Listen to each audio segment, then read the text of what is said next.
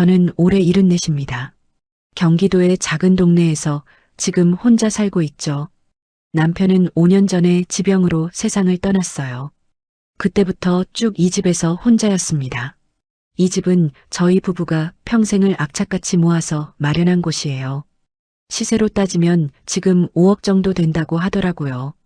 처음 이사 왔을 때만 해도 이렇게 집값이 오를 줄은 몰랐습니다. 그저 아들 민수가 좋은 환경에서 자라길 바라는 마음뿐이었죠. 민수를 키우는 게 쉽지는 않았어요. 남편은 공장에서 일했고 저는 새벽 5시면 일어나 시장으로 향했습니다. 채소 장사였죠. 겨울이면 손이 꽁꽁 얼어서 감각이 없을 정도였어요. 그래도 참았습니다. 민수가 학교에서 친구들한테 뒤처지지 않게 하려면 돈이 필요했거든요. 중학교 때부터는 더 바빴습니다. 학원비가 만만치 않더라고요. 남편 월급만으로는 턱없이 부족했죠. 그래서 낮에는 시장 일을 하고 저녁에는 식당에서 설거지를 했어요. 밤 10시가 넘어서야 집에 들어왔습니다. 민수는 그때 혼자 라면을 끓여 먹고 있었죠. 미안한 마음이 컸지만 어쩔 수 없었어요. 고등학교 때는 더 힘들었습니다. 입시 학원비가 한 달에 100만 원이 넘게 나왔거든요. 남편과 상의한 끝에 저는 학원 근처 분식집에서 아르바이트를 더 시작했어요. 하루에 4~5시간 정도였지만 그것도 큰 도움이 됐습니다. 민수는 그런 저희 모습을 늘 봐왔어요. 엄마가 새벽같이 나가서 밤늦게 들어오는 걸 알았죠. 그래서인지 공부를 열심히 했습니다. 제 손을 꼭 잡으며 말했어요. 엄마, 나 꼭 좋은 대학 가서 엄마 편하게 해드릴게요. 그 말 한마디에 얼마나 힘이 났는지 모릅니다. 피곤해도 잠이 쏟아져도 참을 수 있었어요. 다행히 민수는 명문대에 합격했습니다. 합격 소식을 듣고 남편과 둘이서 얼마나 울었는지 몰라요. 그동안의 고생이 다 보상받는 기분이었죠. 대학 등록금도 만만치 않았지만 우리는 기꺼이 감당했습니다. 이게 마지막이라고 생각하며 버텼어요. 대학을 졸업한 민수는 좋은 회사에 취직했습니다. 이름만 대면 다 아는 대기업이었죠. 저는 정말 자랑스러웠어요. 우리 아들이 이렇게 훌륭하게 자라다니 감개무량했습니다. 몇 년 후 민수는 결혼도 하고 아이도 낳았어요. 그 사이 회사에서도 승진해서 과장이 됐죠. 연봉이 1억 2천만 원이라고 하더라고요. 저는 그 얘기를 듣고 가슴이 벅찼습니다. 우리 아들이 이만큼 성공했다는 게 믿기지 않았어요. 남편이 5년 전에 세상을 떠난 뒤로는 저 혼자가 됐습니다. 민수는 가끔 전화를 했어요. 한 달에 한두 번 정도였죠. 바쁜 와중에도 시간 내서 연락하는 게 고마웠습니다. 저는 민수한테 부담 주고 싶지 않았어요. 그래서 늘 괜찮다고만 했죠. 민수야, 엄마는 다 괜찮아. 연금 나오니까 충분히 살아. 너는 내 가족이나 잘 챙겨. 실제로도 그랬어요. 연금이 한 달에 100만 원 정도 나왔고 그걸로 생활하는데 큰 무리는 없었습니다. 집도 있고 빚도 없으니 충분했죠. 가끔 민수네 집에 놀러 가면 손주들이 반겨줬어요. 그럴 때마다 저는 행복했습니다. 아들이 잘 살고 있다는 게 보였거든요. 넓은 아파트에서 아이들과 함께 웃으며 사는 모습을 보면 뿌듯했죠. 엄마, 이따가 같이 저녁 먹어요. 며느리도 친절했습니다. 저를 불편해하지 않고 잘 대해줬어요. 그게 고마웠죠. 저는 그렇게 평범한 일상을 살았습니다. 혼자지만 외롭지 않았어요. 가끔 동네 어르신들과 수다도 떨고 시장도 보러 다녔죠. 건강도 그런대로 괜찮았고요. 텔레비전 보고 책 읽고 화분에 물 주는 게 일상이었습니다. 소소하지만 평온한 나날들이었죠. 아들이 잘 되는 걸 보는 것만으로도 만족스러웠어요. 그동안 고생한 게 헛되지 않았다는 생각이 들었습니다. 민수가 성공한 모습을 보면 제 인생도 의미가 있었던 것 같았죠. 새벽같이 일어나 시장에 나갔던 날들, 손이 얼어도 참으며 일했던 시간들, 모두 보람으로 돌아왔어요. 저는 그렇게 만족하며 살았습니다. 더 바랄 게 없었죠.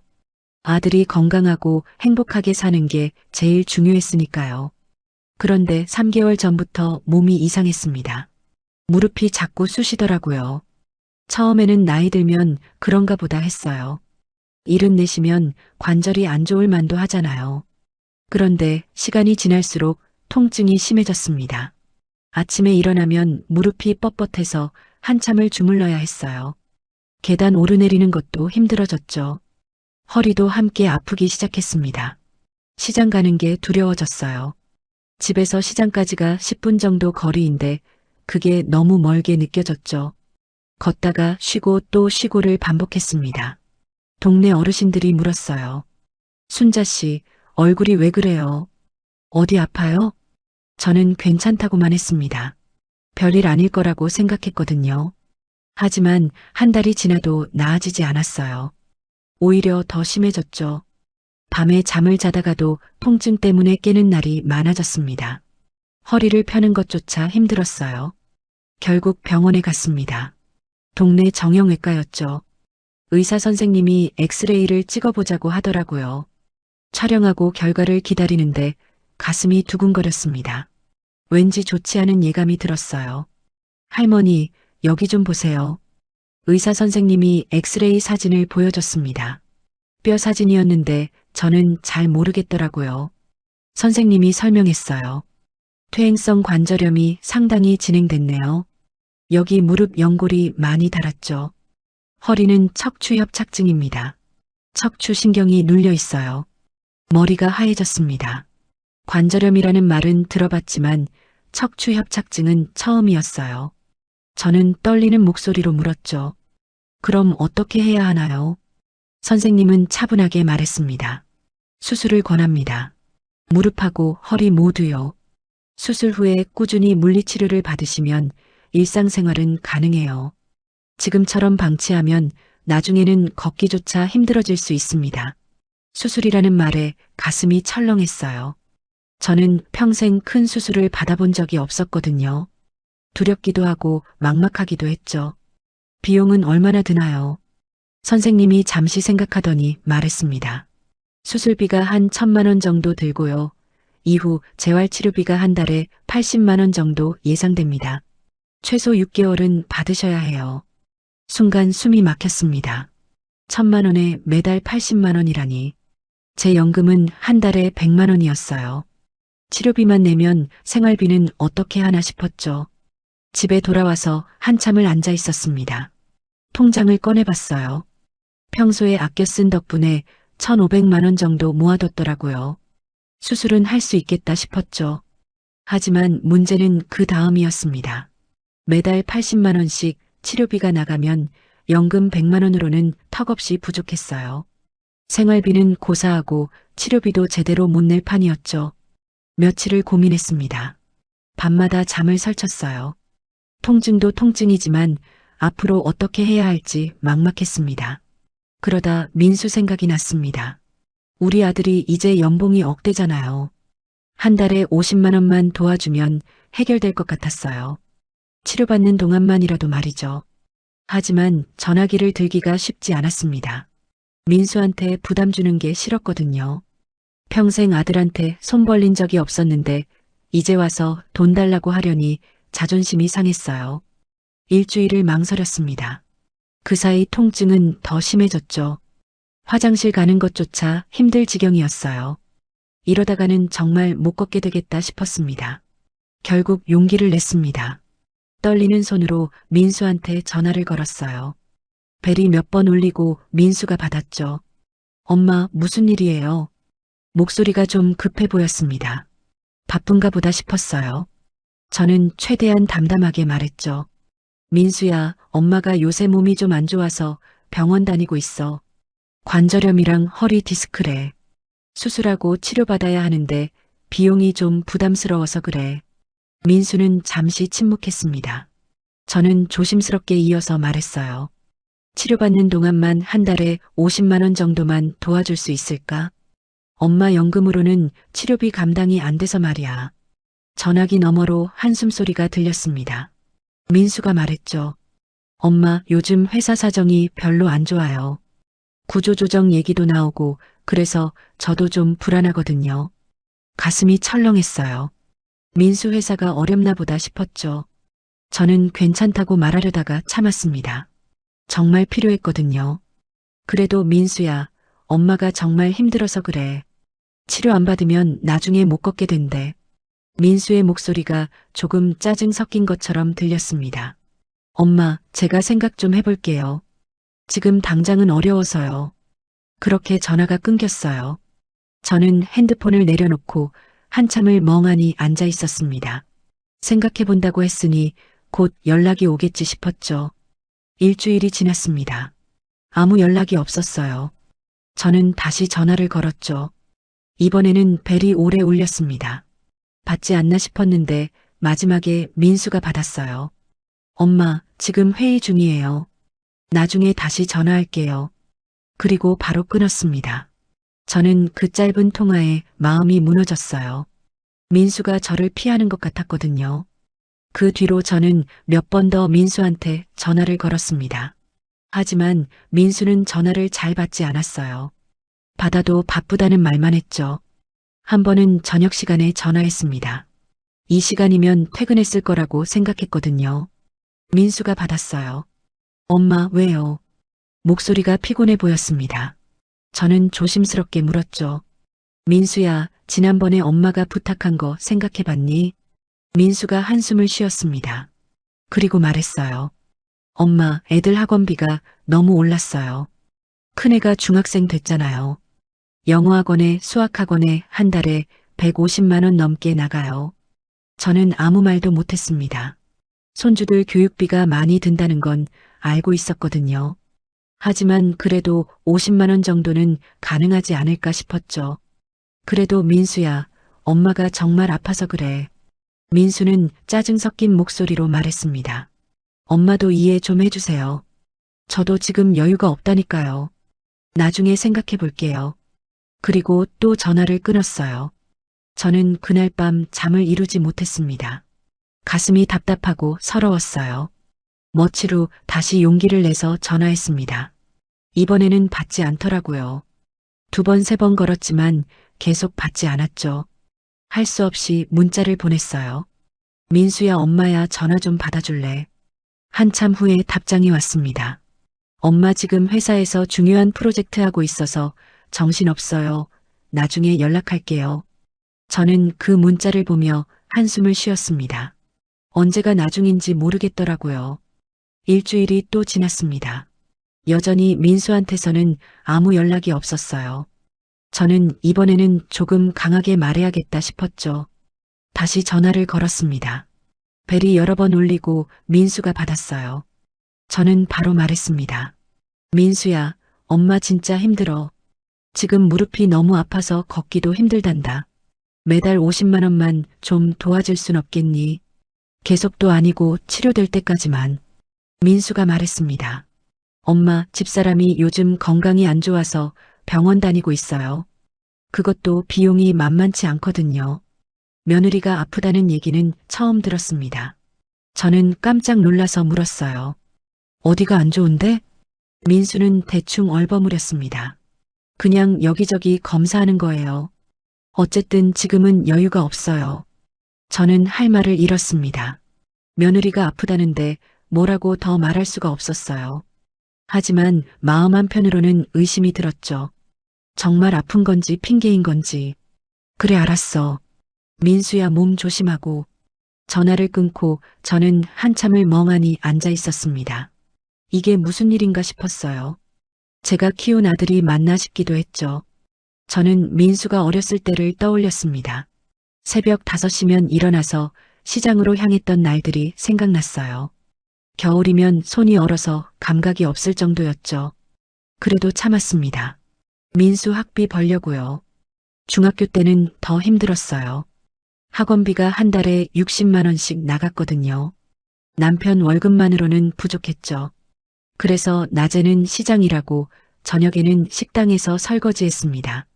밤 10시가 넘어서 집에 들어오면 민수가 혼자 라면 먹고 있었어요. 미안했지만 어쩔 수 없었죠. 그래도 민수는 한 번도 투정 부린 적이 없었습니다. 고등학교 때는 입시 학원비가 100만 원이 넘었어요. 남편과 상의해서 저는 분식집 아르바이트를 더 시작했죠.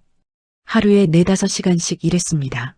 몸은 피곤했지만 민수가 공부 잘하는 걸 보면 힘이 났어요. 민수는 그런 저희를 보며 자랐습니다. 엄마 아빠가 얼마나 고생하는지 알았을 거예요. 그래서 더 열심히 공부했죠. 대학 합격하고 나서 민수가 제 손을 잡고 말했습니다. 엄마, 나 취직하면 엄마 고생 안 시킬게. 편하게 살게 해드릴게. 그 말이 얼마나 고마웠는지 몰라요. 저는 그 말만 믿고 버텼습니다. 그런데 지금은 어떤가요? 연봉 억대 넘게 버는 아들이 엄마한테 50만 원도 못 주겠다고 하잖아요. 핑계만 대면서 전화도 제대로 안 받고요. 저는 서럽고 화가 났습니다. 하지만 동시에 제 자신이 한심하게 느껴졌어요. 아들한테 손 벌리는 제 모습이 초라했죠. 한 달이 지났습니다. 여전히 민수한테서는 아무것도 오지 않았어요. 전화도 안 하고 문자도 안 하고 당연히 돈도 안 보냈죠. 저는 더 이상 연락하지 않기로 했습니다. 자존심이 상했거든요. 이렇게까지 해서 받고 싶지 않았어요. 그 사이 통장 잔고는 계속 줄어들었습니다. 병원비로 이미 500만 원 가까이 나갔어요. 수술은 아직 못 받고 일단 통증 완화 치료만 받고 있었죠. 의사 선생님이 말했습니다. 할머니, 빨리 수술 받으셔야 해요. 이렇게 미루면 나중에 더 힘들어집니다. 저도 알고 있었어요. 하지만 수술비 1,000만 원을 쓰고 나면 통장에 진짜 얼마 안 남았거든요. 그걸로 어떻게 살아야 할지 막막했죠. 2달이 지났습니다. 저는 민수가 연락할 거라고 기대했어요. 아무리 그래도 엄마인데 연락은 하겠지 싶었죠. 하지만 민수는 연락하지 않았습니다. 완전히 저를 외면하는 것 같았어요. 3달째 되던 날이었습니다. 저는 무릎 통증 때문에 걷다가 넘어졌어요. 현관문 앞에서였죠. 혼자서는 일어날 수가 없었습니다. 한참을 바닥에 누워 있다가 간신히 몸을 일으켰어요. 무릎에서 피가 났고 허리는 더 아팠습니다. 저는 그때 깨달았죠. 이러다가는 정말 큰일 나겠구나. 그날 넘어진 후로 저는 더 이상 버틸 수가 없었습니다. 무릎은 계속 붓고 허리 통증은 날이 갈수록 심해졌어요. 아침에 일어나는 것조차 힘들었죠. 화장실 가는 것도 큰일이었습니다. 벽을 짚고 한 걸음 한 걸음 겨우 갔어요. 그나마 집 안에서는 벽이라도 있지만 밖에 나가면 의지할 곳이 없었죠. 시장은 이제 엄두도 못 냈습니다. 대신 동네 슈퍼에서 간단한 것만 샀어요. 집에서 100m도 안 되는 거리인데 가는 데만 10분이 걸렸죠. 슈퍼 주인 아주머니가 걱정스럽게 물었습니다. 할머니, 많이 아프신 거 아니에요? 병원은 다니세요. 저는 괜찮다고만 했어요. 남한테 제 처지를 말하고 싶지 않았거든요. 물리치료는 계속 받았습니다. 일주일에 3번씩 병원에 갔죠. 택시를 타고 갔어요. 버스는 타고 내릴 때 너무 힘들었거든요.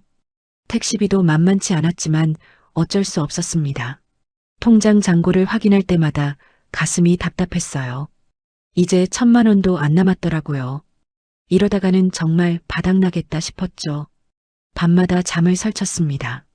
통증도 통증이지만 앞으로 어떻게 살아야 할지 막막했어요. 민수한테 다시 연락해볼까 하는 생각도 들었죠. 하지만 자존심이 허락하지 않았습니다. 어느 날 밤이었어요. 통증 때문에 잠에서 깼는데 문득 눈물이 났습니다. 참으려고 했지만 계속 흘러나왔어요. 베개에 얼굴을 묻고 한참을 울었죠. 내가 저 아이를 어떻게 키웠는데, 새벽같이 일어나 시장 나가고 밤늦게까지 일했는데, 손이 얼어도 참고 몸이 아파도 참았는데, 그게 다 민수 잘 되라고 한 거였는데, 그런 엄마한테 한 달에 50만 원도 못 주겠다고 하다니, 전화도 제대로 안 받고 핑계만 대고, 저는 이해할 수가 없었어요.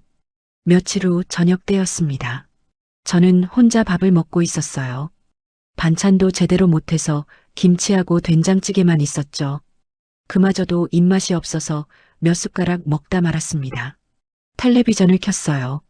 드라마가 나오고 있었죠. 효자 아들이 부모님을 모시는 내용이었습니다. 저는 그걸 보다가 또 눈물이 났어요. 리모컨을 집어 던지고 싶었죠. 다음 날 아침에도 몸을 일으킬 수가 없었습니다. 허리가 너무 아팠거든요. 침대에 누워서 천장만 바라봤어요. 이러다가 정말 못 일어나는 거 아닌가 싶었죠. 간신히 몸을 일으켜 병원에 갔습니다. 의사 선생님이 심각한 표정으로 말했어요. 할머니, 이제 정말 수술 안 받으면 안 됩니다. 더 미루면 신경 손상이 올 수 있어요. 저는 고개를 끄덕였습니다. 알고 있었어요. 하지만 돈 문제가 해결되지 않았죠. 선생님, 수술비를 할부로 낼 수는 없나요? 선생님이 난처한 표로 말했습니다. 병원비는 원칙적으로 할부가 안 됩니다. 카드 할부는 가능하지만 이자가 많이 붙어요. 저는 한숨을 쉬었어요. 카드 할부를 하면 나중에 이자까지 갚아야 하잖아요. 그것도 부담이었죠. 집으로 돌아와서 저는 오래 생각했습니다. 이제 선택의 여지가 없다는 걸 알았어요. 민수한테는 더 이상 기대할 수 없었죠. 그날 밤 저는 결심했습니다. 집을 팔자. 이 집을 팔면 수술도 하고 치료도 받을 수 있어. 그리고 작은 곳으로 이사 가면 되잖아. 처음에는 그 생각이 믿기지 않았어요. 평생 살던 집을 팔다니. 남편하고 함께 마련한 집인데. 여기서 민수를 키웠는데. 하지만 달리 방법이 없었습니다. 건강을 잃으면 아무것도 할 수 없어요. 집은 팔아도 다시 구할 수 있지만 건강은 그렇지 않죠. 며칠을 더 고민했습니다. 혹시 민수가 연락할까 싶어서 기다려봤어요. 하지만 일주일이 지나도 한 달이 지나도 민수는 연락하지 않았습니다. 저는 결국 부동산에 전화를 걸었습니다. 집을 내놓겠다고 했죠. 부동산 사장님이 집에 왔어요. 할머니, 이 집 시세가 지금 5억 정도 됩니다. 급하게 파시는 거면 4억 8천 정도 받으실 수 있어요. 저는 고개를 끄덕였습니다. 2천만 원 깎이는 거지만 어쩔 수 없었어요. 빨리 팔아주세요. 급합니다. 부동산 사장님이 알겠다고 했죠. 일주일 안에 매수자를 구해보겠다고 했습니다. 그날 밤 저는 집안을 돌아다녔어요. 거실, 안방, 작은 방, 부엌. 모든 곳에 추억이 있었습니다. 거실 소파는 민수가 초등학교 입학할 때 산 거였어요. 그때 민수가 소파에 앉아서 좋아하던 모습이 생각났죠. 안방 옷장은 남편이 결혼 30주년 때 선물로 사준 거였습니다. 남편이 얼마나 자랑스러워했는지 몰라요. 작은 방은 민수 방이었죠. 지금은 빈 방이지만 예전에는 민수 책상하고 침대가 있었습니다. 민수가 그 책상에서 밤새 공부하던 모습이 눈에 선했어요. 부엌에는 제가 매일 아침 민수 도시락 싸주던 곳이었습니다. 새벽 6시면 일어나서 밥 짓고 반찬 만들었죠. 모든 게 아까웠습니다. 하지만 어쩔 수 없었어요. 살기 위해서는 집을 팔아야 했죠. 사흘 후 부동산에서 연락이 왔습니다. 할머니, 매수자가 나타났어요. 4억 8천에 사겠대요. 저는 알겠다고 했습니다. 계약은 일주일 후로 잡았어요. 그 일주일 동안 저는 이사갈 곳을 알아봤습니다. 근처에 작은 빌라를 찾았어요. 투룸에 1억 5천만 원이었죠. 집은 작았지만 혼자 살기에는 충분했습니다. 저는 그 빌라를 계약했어요. 계산을 해봤습니다. 집 한 돈으로 수술비 내고 진료도 충분히 받고 남은 돈으로 여생을 살면 되겠다 싶었어요. 계약일이 다가왔습니다. 저는 부동산 사무소에서 매수자를 만났어요. 젊은 부부였죠. 아이가 하나 있었습니다. 할머니, 집 정말 좋아요. 저희가 잘 살게요. 그 말을 듣는데 가슴이 먹먹했습니다. 저는 억지로 웃으며 말했어요. 그래요. 좋은 집이에요. 잘 사세요. 계약서에 도장을 찍었습니다. 손이 떨렸어요. 이제 이 집은 제 집이 아니구나 싶었죠. 잔금일은 한 달 후였습니다. 그때까지 짐을 싸서 나가야 했어요. 한 달이라는 시간이 길게만 느껴졌죠. 집에 돌아와서 저는 짐 정리를 시작했습니다. 평생 모은 물건들이 참 많더라고요. 옷장을 열어봤어요. 남편 옷이 아직도 있었습니다. 남편이 즐겨 입던 재킷이었죠. 저는 그걸 꺼내서 한참 들여다봤습니다. 남편 냄새가 아직도 나는 것 같았어요. 눈물이 났죠. 여보, 미안해요. 우리 집 팔게 됐어요. 혼잣말을 했습니다. 남편이 들으면 뭐라고 할까 싶었어요. 아마 속상해할 거예요. 다음 날부터 본격적으로 짐을 쌌습니다. 큰 짐은 이사업체에 맡기기로 했고 작은 것들은 제가 정리했어요. 몸이 아파서 천천히 할 수밖에 없었죠. 부엌 찬장을 정리하다가 민수가 어렸을 때 쓰던 그릇을 발견했습니다. 토끼 그림이 그려진 작은 공기였어요. 민수가 밥 먹을 때 쓰던 거였죠. 저는 그 공기를 쓰레기통에 버리려다가 멈췄습니다. 차마 버릴 수가 없었어요. 결국 챙겨서 박스에 넣었습니다. 거실 서랍에는 민수 상장들이 있었어요. 초등학교부터 대학교까지 받은 상장들이었죠. 전부 액자에 넣어서 보관했습니다. 하나하나 꺼내며 봤어요. 개근상, 모범상, 학업우수상, 장학금 증서. 민수는 정말 모범생이었습니다. 공부도 잘했고 착하기도 했어요. 그런 민수가 지금은 어떻게 된 건지 모르겠더라고요. 사람이 이렇게 변할 수 있나 싶었죠. 안방 옷장을 정리할 때는 더 힘들었습니다. 민수가 대학 졸업할 때 저한테 선물한 목도리가 있었어요. 첫 월급으로 산 거였죠. 민수가 그때 말했습니다. 엄마, 이거 받으세요. 엄마 덕분에 제가 여기까지 왔어요. 그 말에 저는 눈물을 흘렸어요. 민수가 제 손을 꼭 잡았죠. 엄마, 이제부터는 제가 엄마 챙길게요. 편하게 사세요. 그 약속은 어디 갔을까요? 저는 목도리를 쓰다듬으며 한숨을 쉬었습니다. 짐을 싸는 일주일 동안 저는 계속 울었어요. 물건 하나하나에 추억이 담겨 있었거든요. 버릴 수도 없고 다 가져갈 수도 없었죠. 결국 많은 걸 버렸습니다. 가구도 대부분 처분했어요. 새 집이 작아서 들어갈 공간이 없었거든요. 이사 전날 밤이었습니다. 저는 빈 집안을 걸어 다녔어요. 이제 거의 다 치웠고 큰 가구만 남아 있었죠. 거실에 서서 사방을 둘러봤습니다. 이곳에서 30년을 살았어요. 민수를 키웠고 남편과 함께 늙어갔죠. 모든 게 이 집에 있었습니다. 안방에 들어가 봤어요. 남편이 아팠을 때 누워있던 침대가 보였습니다. 남편이 마지막으로 숨을 거둔 곳이었죠. 저는 침대에 앉아서 한참을 있었어요. 여보, 나 이제 여기서 나가요. 미안해요. 남편한테 말했습니다. 남편이 대답할 리 없지만 그래도 말하고 싶었어요. 민수 방에도 갔습니다. 지금은 빈 방이지만 예전 모습이 눈에 선했어요. 책상 앞에 앉아서 공부하던 민수, 침대에 누워 책 읽던 민수. 민수야, 엄마는 내가 자랑스러웠어. 정말로. 혼잣말을 했습니다. 눈물이 또 흘러나왔어요. 부엌에도 갔어요. 여기서 매일 아침 도시락을 쌌죠. 민수가 좋아하는 반찬을 넣어줬습니다. 김치볶음, 계란말이, 햄, 소시지. 잘 먹고 다녀, 민수야. 매일 아침 그렇게 말하며 도시락을 챙겨줬어요. 민수는 엄마 고마워요라고 했죠. 저는 싱크대에 기대서서 한참을 서 있었습니다. 가슴이 먹먹했어요. 다음 날 아침 이사업체가 왔습니다. 남은 짐들을 트럭에 실었어요. 생각보다 짐이 많지 않았습니다. 30년을 산 집치고는 너무 적었죠. 짐을 다 싣고 나니 집이 텅 비었습니다. 저는 마지막으로 집안을 돌아봤어요. 발소리가 울렸습니다. 빈집이라 그런지 소리가 크게 들렸죠. 현관문을 나서기 전에 저는 뒤를 돌아봤습니다. 안녕, 우리 집. 행복했어요. 그리고 문을 닫았어요. 열쇠는 부동산에 맡기기로 했습니다. 택시를 타고 새 집으로 향했어요. 차 안에서 계속 뒤를 돌아봤습니다. 집이 점점 멀어졌죠. 저는 눈물을 닦으며 앞을 봤어요. 이제 새로운 삶이 시작되는 거예요. 혼자서 살아가야 하는 삶. 아들한테 기대하지 않는 삶. 새 집에 도착했습니다.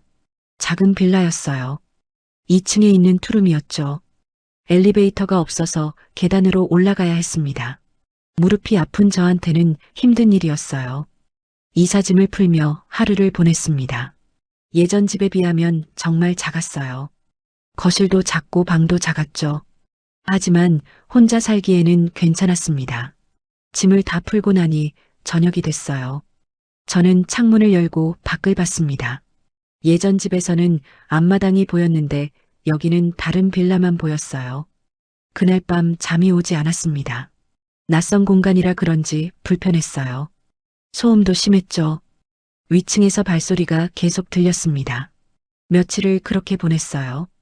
새 집에 적응하려고 애썼죠. 근처 슈퍼도 알아보고 병원도 찾아봤습니다. 일주일쯤 지났을 때였어요. 저는 중요한 일을 하나 해야겠다고 생각했습니다. 유언장을 쓰는 거였죠. 사실 전부터 생각하고 있었어요. 제가 언제 어떻게 될지 모르잖아요.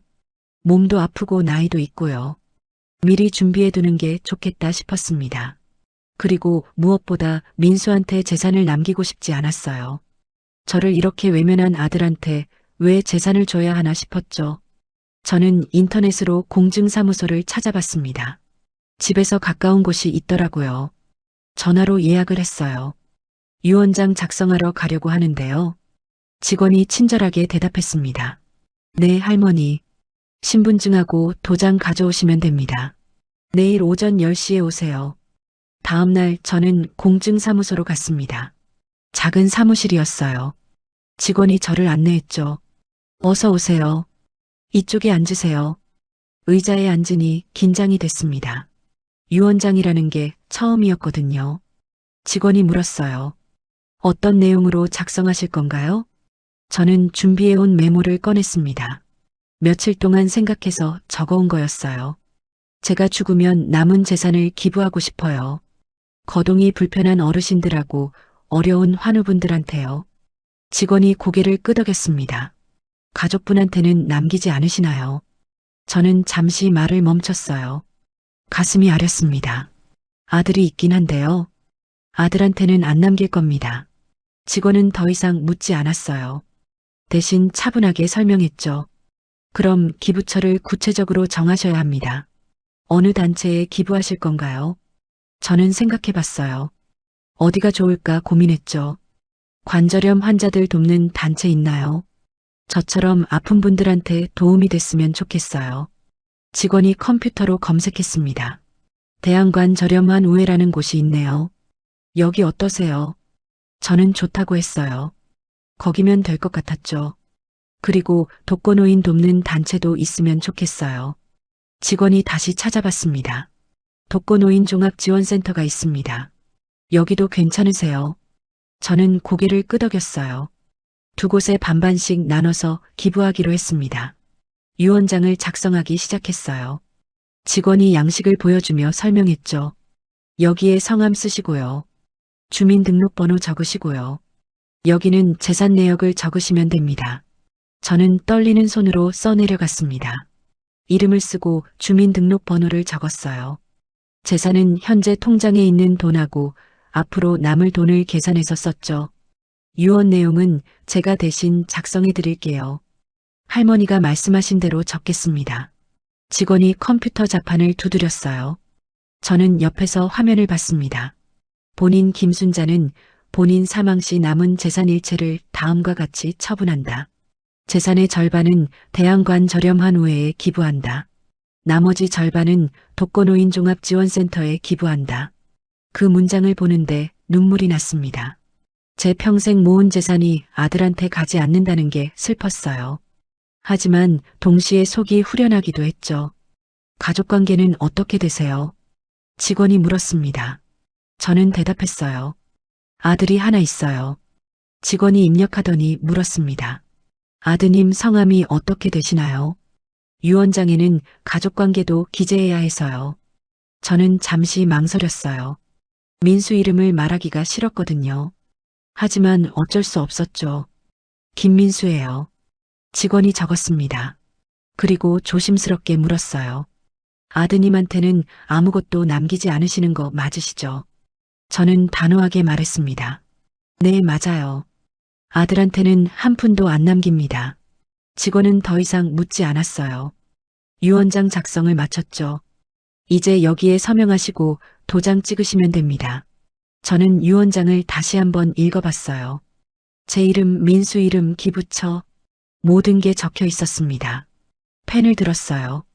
손이 떨렸습니다. 서명란에 제 이름을 썼죠. 김순자. 또박또박 썼습니다. 도장을 꺼내서 찍었어요. 빨간 도장이 선명하게 찍혔죠. 그 순간 모든 게 끝난 것 같았습니다. 공증인이 와서 확인했어요. 본인이 맞으신가요? 자발적으로 작성하신 거 맞으시죠? 저는 고개를 끄덕였습니다. 네, 맞아요. 공증인도 서명하고 도장을 찍었어요. 이제 정식으로 효력이 생기는 거였죠. 유언장 원본은 저희가 보관하고요. 사본 하나 드릴게요. 직원이 사본을 봉투에 넣어서 건네줬습니다. 저는 그걸 받아들고 일어났어요. 수고하셨습니다. 건강하세요. 직원이 인사했죠. 저는 고맙다고 하고 공증사무소를 나왔습니다. 밖에 나오니 햇살이 눈부셨어요. 저는 걸음을 멈추고 하늘을 봤습니다. 구름 한 점 없는 맑은 하늘이었죠. 눈물이 흘러나왔습니다. 참으려고 했지만 계속 나왔어요. 저는 손수건으로 눈물을 닦았습니다. 지나가던 사람들이 저를 봤어요. 하지만 신경 쓰지 않았습니다. 그냥 울고 싶었거든요. 한참을 서서 울었어요. 가슴에 쌓였던 게 다 쏟아져 나오는 것 같았습니다. 서럽고 분하고 억울했어요. 내가 저 아이를 어떻게 키웠는데, 평생을 바쳤는데, 그런 엄마한테 이럴 수 있나? 하지만 동시에 후련하기도 했습니다. 이제 정말 미련 없이 살 수 있을 것 같았어요. 민수한테 기대하지 않고 혼자 살아갈 수 있겠다 싶었죠. 저는 눈물을 다 닦고 걸었습니다. 집으로 돌아가는 길이었어요. 발걸음이 무거웠지만 계속 걸었습니다. 집에 도착해서 유언장 사본을 서랍에 넣었어요. 언젠가 필요할 날이 올 거예요. 그때까지 잘 보관해야겠다고 생각했습니다. 유언장을 쓰고 며칠이 지났습니다. 저는 이제 정말 마음의 정리를 해야 할 때라고 생각했어요. 민수와도 완전히 선을 그어야겠다고 결심했죠. 그날 저녁 핸드폰을 꺼냈습니다. 민수한테 마지막 문자를 보내기로 했어요. 더 이상 연락하지 않겠다는 의미였죠. 문자를 쓰기 시작했습니다. 손가락이 떨렸어요. 뭐라고 써야 할지 한참을 고민했습니다. 처음에는 길게 쓰려고 했어요. 그동안 얼마나 서운했는지, 얼마나 힘들었는지 다 적고 싶었죠. 하지만 지우고 다시 쓰기를 반복했습니다. 결국 짧게 쓰기로 했어요. 길게 쓸 필요가 없다고 생각했거든요. 이사했어. 이제 내 걱정 말고 내 가족이나 잘 챙겨. 그게 전부였습니다. 더 이상 할 말이 없었어요. 저는 전송 버튼을 눌렀습니다. 문자가 나간 후 핸드폰을 내려놨어요. 가슴이 답답했지만 잘한 일이라고 생각했습니다. 1시간쯤 지났을 때였어요. 핸드폰이 울렸습니다. 민수한테서 전화가 왔더라고요. 저는 핸드폰을 보기만 했어요. 받지 않았습니다. 벨소리가 계속 울렸죠. 하지만 끝까지 받지 않았어요. 전화가 끊겼습니다. 곧 다시 걸려왔어요. 또 받지 않았죠. 3번째, 4번째 계속 전화가 왔습니다. 문자도 왔어요. 확인해 봤습니다. 엄마 무슨 일이에요? 전화 좀 받아요. 저는 문자를 읽고 지웠습니다. 답장하지 않았어요. 그날 밤 민수한테서 10통도 넘게 전화가 왔습니다. 문자도 계속 왔죠. 하지만 저는 단 한 번도 응답하지 않았어요. 다음 날 아침에도 전화가 왔습니다. 이번에는 아예 핸드폰을 꺼버렸어요. 더 이상 보고 싶지 않았거든요. 며칠이 지났습니다. 핸드폰을 켜보니 부재중 전화가 30통도 넘었어요. 문자는 더 많았죠. 엄마 어디 계세요? 집에 갔는데 다른 사람이 살고 있어요. 엄마 제발 연락 좀 해주세요. 걱정돼요. 어머니 제가 잘못했어요. 전화 좀 받아요. 엄마 제가 도와드릴게요. 연락만 해주세요. 문자들을 하나하나 읽었습니다. 민수가 당황한 게 느껴졌어요. 하지만 제 마음은 변하지 않았습니다. 이제 와서 뭘 도와준다는 건지 모르겠더라고요. 3달 동안 저를 외면하고 핑계만 대더니 이제 와서 걱정된다고 하니까요. 저는 문자를 모두 지웠습니다. 그리고 민수 번호를 차단했어요. 더 이상 연락받고 싶지 않았거든요. 병원 예약 날이 됐습니다. 수술 날짜를 잡으러 가는 거였어요. 저는 병원에 가서 의사 선생님을 만났습니다. 할머니, 수술 결정하신 거예요? 저는 고개를 끄덕였어요. 네, 다음 주에 할 수 있을까요? 선생님이 스케줄을 확인하더니 말했습니다. 다음 주 화요일 어떠세요? 아침 일찍 입원하시면 됩니다. 저는 좋다고 했어요. 수술 동의서에 서명하고 검사 일정을 잡았습니다. 집으로 돌아오는 길에 마음이 복잡했어요. 수술이 잘 될지 걱정도 됐고 혼자라는 게 외롭기도 했죠. 예전 같았으면 민수한테 연락했을 거예요. 수술한다고 말하고 같이 있어달라고 했겠죠. 하지만 이제는 아니었습니다. 혼자 해야 했어요. 혼자 병원 가고 혼자 수술 받고 혼자 회복해야 했죠. 수술 전날 밤이었습니다. 잠이 오지 않았어요. 내일이면 수술대에 오른다는 게 무섭기도 했죠. 창밖을 봤습니다. 달이 떠 있었어요. 예쁜 보름달이었죠. 저는 달을 보며 생각했습니다. 잘 될 거야. 수술 잘 되고 건강해질 거야. 그리고 남은 인생 잘 살 거야. 스스로에게 다짐했어요. 다음 날 아침 일찍 병원으로 갔습니다. 혼자였어요. 택시를 타고 갔죠. 입원 수속을 하고 병실로 올라갔습니다. 4인실이었어요. 다른 환자분들도 계셨죠. 저는 제 침대에 누웠습니다. 간호사가 와서 수술 준비를 했어요. 링거를 꽂고 혈압을 재고 체온을 쟀죠. 보호자는 안 오셨어요? 간호사가 물었습니다. 저는 대답했어요. 혼자예요. 간호사가 안쓰러운 표정을 지었어요. 하지만 아무 말도 하지 않았습니다. 수술실로 들어갔습니다. 차가운 수술대에 누웠어요. 마취과 의사가 말했죠. 할머니, 천천히 숫자 세세요. 하나, 둘, 셋. 저는 숫자를 세기 시작했습니다. 하나, 둘, 셋, 넷. 그리고 정신을 잃었어요. 깨어났을 때는 회복실이었습니다. 몸이 무겁고 어지러웠어요. 간호사가 물었죠. 할머니, 괜찮으세요? 수술 잘 끝났어요. 저는 고개를 끄덕였습니다. 말이 잘 나오지 않았어요. 병실로 돌아왔어요. 통증이 심했지만 참았습니다. 진통제를 맞고 나니 조금 나아졌죠. 며칠을 병원에서 보냈습니다. 혼자였지만 괜찮았어요. 간호사들이 잘 챙겨줬거든요. 일주일 후 퇴원했습니다. 목발을 짚고 걸어야 했어요. 불편했지만 어쩔 수 없었죠. 집으로 돌아와서 재활 치료를 시작했습니다.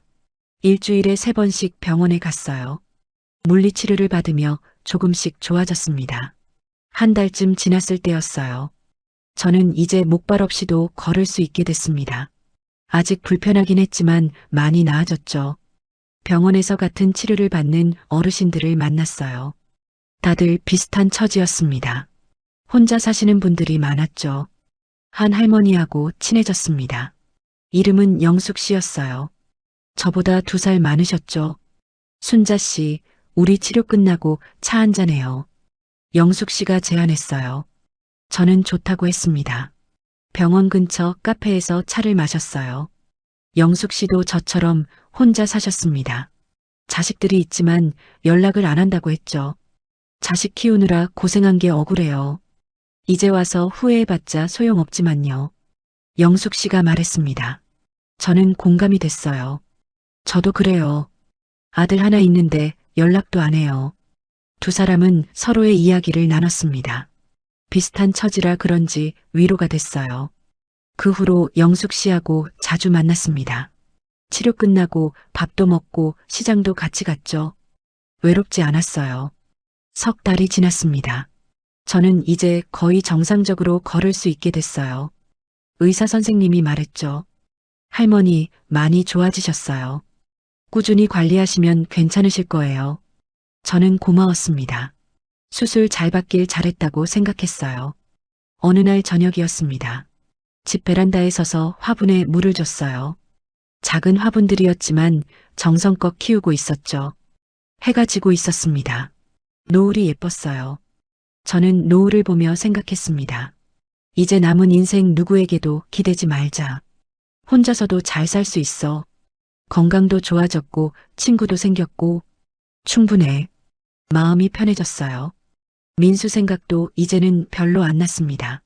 처음에는 서럽고 분했지만 시간이 지나니 담담해졌죠. 저는 남은 재산으로 계획을 세웠습니다. 검소하게 살면서 건강 관리 잘하고 친구들하고 좋은 시간 보내기로 했어요. 유언장도 써뒀으니 언제 가도 후회 없을 것 같았습니다. 제 재산이 어려운 분들한테 도움이 될 거라고 생각하니 뿌듯했어요. 저는 화분에 물을 다 주고 안으로 들어왔습니다. 저녁 준비를 시작했죠. 간단하게 된장찌개하고 김치만 꺼냈어요. 혼자 밥을 먹으며 텔레비전을 봤습니다. 뉴스가 나오고 있었어요. 저는 밥을 먹으며 생각했습니다. 내일도 잘 살아야지. 모레도 그 다음 날도. 하루하루 최선을 다해서 살아야지. 그렇게 다짐하며 저는 저녁을 마쳤습니다.